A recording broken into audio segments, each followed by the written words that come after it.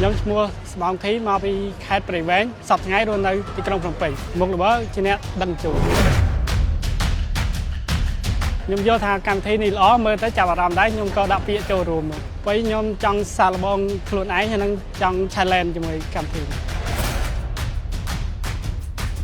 កីឡាវាជួយយើងទាំងសុខភាពទាំងរាងកាយមាំមួននិងសុខភាពល្អយើងធ្វើការអីក៏ជោគជ័យបងបើសិនជាខ្ញុំឈ្នះទឹកប្រាក់100លានរៀលនេះខ្ញុំសម័យ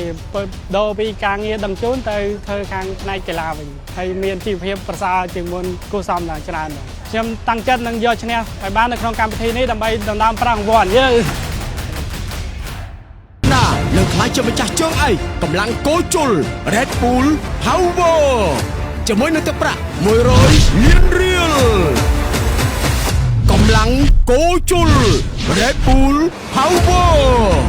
មានតែមួយគត់នៅ CTN